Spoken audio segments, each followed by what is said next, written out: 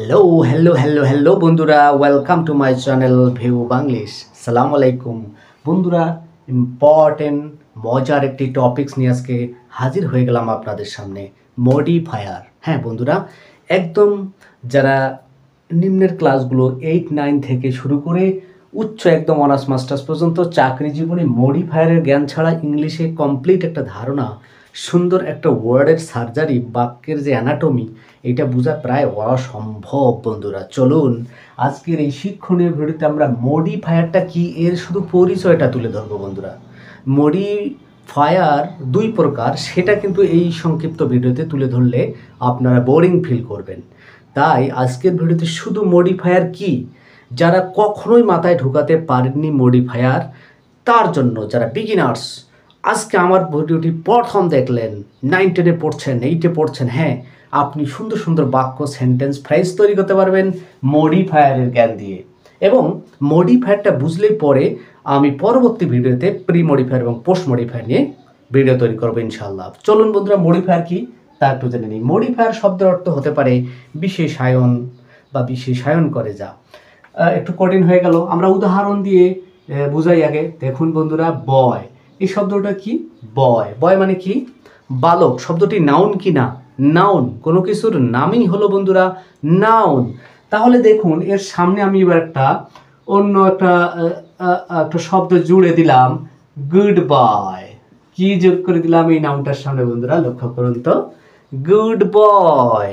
আর আপনি এভাবে একটু আরো শব্দ বানিয়ে ফেলুন, good girl, good teacher, good student, good politician, good leader, good speaker, good lecturer. আপনি এভাবে এখন ফ্রেজ বানাতে পারবেন না? নিজের একটু ব্রেনটা ওয়াশ করুন না ভাই। এরপর দেখুন তাহলে এই নাউনটার সামনে আমি কি যোগ করেছি? অ্যাডজেক্টিভ। গুড ভালো, গুণ দোষ প্রকাশ পায় এরকম শব্দগুলো কি? অ্যাডজেক্টিভ, অর্থাৎ এই নাউনের বিশেষায়ন, বিশেষ গুণকে প্রকাশ করছে। আমি আরও কিছু যোগ করতেছি। এবার দেখুন, a good boy, good boy. তাহলে এই নাউনের সামনে এবার কয়টা জিনিস, কয়টা তথ্য দেওয়া হচ্ছে বন্ধুরা? দুইটি তথ্য তুলে ধরা হচ্ছে। কিভাবে? যে আ গুড বয়, এই বালকটা দুটো তথ্য দিচ্ছে। একটি সংখ্যার ধারণা দিচ্ছে, মানে একজন ভালো ছেলে। তাহলে বন্ধুরা, এই নাউনের সামনে কয়টা বিশেষায়িত শব্দ বসানো হলো? দুটো। এই আর্টিকেলটাকে বলা হয় ডিটারমিনার বন্ধুরা, এটাও একটা অ্যাডজেক্টিভ। এবং গুডও অ্যাডজেক্টিভ। গুড হলো অরিজিনাল অ্যাডজেক্টিভ, আর এটা হলো ডিটারমিনার্স হিসাবে অ্যাডজেক্টিভ। তাহলে বন্ধুরা, নাউনের সামনে যে শব্দগুলো বসিয়ে এই নাউনটা সম্পর্কে তথ্য দিবে, দোষ, গুণ, অবস্থা, সংখ্যা ইত্যাদি প্রকাশ করবে, এইটা হবে হেডওয়ার্ড। এটার নাম কি হবে বন্ধুরা? হেডওয়ার্ড। হোমওয়ার্ক নয়, আবার SW তে হোমওয়ার্কও বোঝায়, আমি সংক্ষেপে হেডওয়ার্ড বোঝালাম। হেডওয়ার্ড মানে কি? মূল শব্দ। আর এই মূল শব্দটার সামনে তথ্যমূলক বন্ধুরা শব্দ জুড়িয়ে দিলাম। এই তথ্যমূলক শব্দই হচ্ছে মডিফায়ার। কারণ এই হেডওয়ার্ডটাকে, নাউনটাকে মডিফাই করতেছে, বিশেষায়িত করতেছে, প্রভাবিত করতেছে, তত্ত্ববহুল করতেছে, কথাটাকে সংক্ষিপ্ত ও সৌন্দর্যমণ্ডিত করতেছে বন্ধুরা। এই হলো মডিফায়ার। তাহলে মূল নাউন শব্দের সামনে বা মূল শব্দের সামনে এই অ্যাডজেক্টিভ জাতীয় শব্দগুলো বসলো। অ্যাডভার্ব জাতীয় শব্দ হতে পারে, যেমন আমি একটা বাক্য লিখলাম, ওয়ার্ড লিখতেছি। দেখুন, দি দেন প্রিন্সিপাল। দেখছেন, দি দেন প্রিন্সিপাল মানে কি? আপনারা সহজে বুঝুন। দি মানে একটা আর্টিকেল, এটা ডিটারমিনারও বলা হয়। ডিটারমিনার কি বিষয় আলাদা ভিডিও হতে পারে। তাহলে দি দেন মানে তদানীন্তন, এটা একটা অ্যাডভার্ব, সময়কে নির্দেশ করতেছে, সাবেক, তদানীন্তন। তাহলে দি দেন প্রিন্সিপাল মানে সাবেক অধ্যক্ষ। হ্যাঁ, সাবেক অধ্যক্ষ, তদানীন্তন অধ্যক্ষ। তাহলে এইটা হলো বন্ধুরা হেডওয়ার্ড। এটা কি? হেডওয়ার্ড। এর সামনে একটা অ্যাডভার্বিয়াল ওয়ার্ড বসেছে, একটা ডিটারমিনার বসেছে। তাহলে আমরা দেখতেছি নাউন জাতীয় মূল শব্দগুলোর সামনে অ্যাডজেক্টিভ, ডিটারমিনার, অ্যাডভার্ব এগুলো বসে এই নাউনকে বা মূল ওয়ার্ডকে, হেডওয়ার্ডকে মডিফাই করতেছে। এগুলোই হচ্ছে বন্ধুরা মডিফায়ার। তাহলে এগুলো কি? মডিফায়ার। এখন এই হেডওয়ার্ডের সামনে বসছে বন্ধুরা, বসিয়ে এই হেডওয়ার্ডটাকে মডিফাই করতেছে, তথ্য দিচ্ছে। তাই এগুলোর সামনে বসার কারণে এগুলোকে বলা হচ্ছে পিরি মডিফায়ার। এগুলোকে কি বলা হচ্ছে বন্ধুরা? পিরি মডিফায়ার। আশা করি বুঝতে পেরেছেন। কমেন্টে জানাবেন বন্ধুরা আমার কথাগুলো দুর্বোধ্য মনে হচ্ছে কিনা আবার। তো দেন প্রিন্সিপাল, গুড বয়, এগুলো হচ্ছে কি বন্ধুরা? দেন, দি, গুড, এগুলো হচ্ছে প্রি মডিফায়ার। কেন? হেডওয়ার্ডের পূর্বে বসেছে, প্রি মানেই তো পূর্বে, সামনে, তাই এগুলোকে প্রি মডিফায়ার বলা হচ্ছে। এবারে আমরা আরেকটা উদাহরণ দেখবো, চলুন তো। পোস্ট মডিফায়ার মানে এই হেডওয়ার্ডের সামনে কি বসে আবার মডিফায়ারের কাজ করতে পারে। চলুন, জায়গা নেই বন্ধুরা, আমি একটু মিশাই নিলাম। তাহলে দেখুন, আমি বয় শব্দটা দিয়েই উদাহরণ সেট করতেছি। হ্যাঁ, ধরুন গুড বয়, গুড বয়, দেখছেন, good boy in our class, in our class. দেখুন, ইন দিয়ে এই পাশের ফ্রেজটা যুক্ত হয়েছে, একটু ঘন হয়ে গেল, সরি। ইন আওয়ার ক্লাস, দেখুন, good boy in our class. এই যে ইন হলো প্রিপোজিশন, প্রিপোজিশন দিয়ে আবার এই নাউন ফ্রেজটা যুক্ত হয়েছে। এখানে ক্লাসটা হলো কি? ক্লাসটা হলো নাউন, আওয়ার হলো অ্যাডজেক্টিভ, পজিটিভ অ্যাডজেক্টিভ। এই ক্লাসটার আবার প্রি মডিফায়ার এটা, আর দুটো মিলে নাউন ফ্রেজ। এই নাউন ফ্রেজটাকে যুক্ত করেছে প্রিপোজিশন, তাই এটা পুরোটাই হয়ে গেছে প্রিপোজিশনাল ফ্রেজ। যুক্ত হয়েছে কার সাথে? এই হেডওয়ার্ডের সাথে।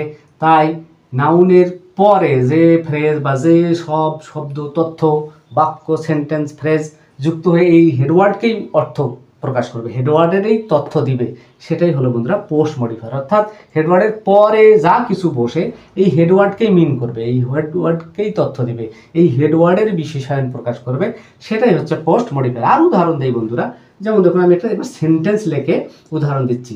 I saw a baby, I saw a baby crying. দেখছেন, এটা একটা আমি একটা কি ব্যবহার করলাম?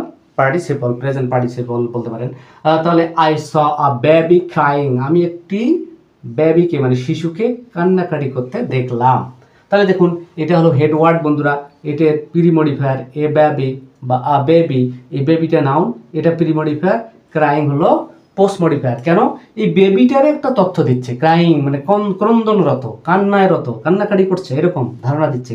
কে কান্নাকাটি করছে? এই নাউনটা, বেবিটা। তাই এই নাউনটা হলো হেডওয়ার্ড, এই হলো বন্ধুরা প্রি মডিফায়ার, এটা হলো পোস্ট মডিফায়ার। আশা করি বুঝতে পেরেছেন বন্ধুরা। আরো একটা উদাহরণ দিই, দেখুন না, দ্য খ্যাট। এবার দেখুন, খ্যাট হলো একটা নাউন, হেডওয়ার্ড, এর সামনে দ্য আর্টিকেল ব্যবহার করলাম, দিস ইজ প্রি মডিফায়ার, মানে সামনে বসে নাউনটা কি দোষ, গুণ, অবস্থা, সংখ্যা, নির্দিষ্টতা, অনির্দিষ্টতা প্রকাশ করে দা। তাহলে the খ্যাট under table, under table, দেখুন দ্য খ্যাট আন্ডার টেবিল। এই আন্ডার কথাটা বন্ধুরা প্রিপোজিশন, এই প্রিপোজিশন দিয়ে টেবিলকে যুক্ত করেছে এবং এর পুরোটা প্রিপোজিশন ফ্রেজ হয়ে গেছে, কিন্তু এই ক্যাটের তথ্য দিচ্ছে। অর্থ খেয়াল করুন আপনি, দ্য খ্যাট আন্ডার টেবিল মানে টেবিলের নিচে বিড়ালটি, টেবিলের নিচে বিড়ালটি, এই বিড়ালটিরই তথ্য দিচ্ছে এটা। তাহলে এই পুরো প্রিপোজিশনাল ফ্রেজটাই হচ্ছে পোস্ট মডিফায়ার, এটাই হলো বন্ধুরা হেড ওয়ার্ড। তাহলে the খ্যাট under the table is black, মানে টেবিলের নিচে বিড়ালটি কালো, কালো হয়, কালো। আপনি এভাবে কোনো ফ্রেজকে, এটা একটা ফ্রেজ হয়ে গেলো, পুরোটা মিলে একটা ফ্রেজ। তাহলে একটা ফ্রেজকে ভাঙালে এখানে হেডওয়ার্ড পাওয়া যাবে, পোস্ট মডিফায়ার পাওয়া যেতে পারে। পোস্ট মডিফায়ার মানে পরে যে মডিফায়ার বসে, প্রি মডিফায়ার মানে সামনে যে মডিফায়ার বসে। আশা করি বন্ধুরা মডিফায়ার কাকে বলে? তাহলে কোনো হেড ওয়ার্ডের সামনে পিছনে যেসব অ্যাডজেক্টিভ বা অ্যাডভার্ব জাতীয় শব্দ, হ্যাঁ, অ্যাডভার্ব বা অ্যাডজেক্টিভ জাতীয় শব্দ বসে ওই হেডওয়ার্ডটাকে মডিফাই করে, হেডওয়ার্ড সম্পর্কে তথ্য দেয়, সেই তথ্যমূলক শব্দগুলোই হচ্ছে বন্ধুরা মডিফায়ার, এভাবে আমরা বলতে পারি। আশা করি মডিফায়ার সম্পর্কে যে সংজ্ঞা বা পরিচয় দেওয়ার চেষ্টা করলাম বুঝতে পেরেছেন এবং বুঝেছেন কিনা অবশ্যই বন্ধুরা কমেন্ট বক্সে জানাবেন। আর যদি মনে হয় বন্ধুরা যে আসলে মডিফায়ারের একেবারেই যারা বিগিনার্স, কেবল মানে অনার্সে পড়ছেন, স্পষ্ট ধারণা নেই, কষ্টে আছেন, আজকের ভিডিওটি তাদের জন্য একদম পরিচিতি, ইন্ট্রোডাকশন টু মডিফায়ার বলতে পারেন, একদম পরিচিতি। আমি আরও ডিটেলস বন্ধুরা প্রি মডিফায়ার, পোস্ট মডিফায়ার এবং বাক্যে কীভাবে ইউজ হয়, আমরা কীভাবে আরও ওয়ার্ড গঠন করতে পারি নিয়ে আরও ভিডিও আসবে ইনশাল্লাহ সামনে। তো বন্ধুরা যদি মনে করেন ভিডিওটি শিক্ষণীয় ভিডিও, সবার মাঝে ছড়িয়ে দেবেন এই রিকোয়েস্ট রইল। আর অবশ্যই লাইক এবং কমেন্ট করে আমাকে উৎসাহিত করবেন। দেখা হবে অন্য করে ভিডিওতে। Thank you so much for watching, love you, আল্লাহ হাফেজ।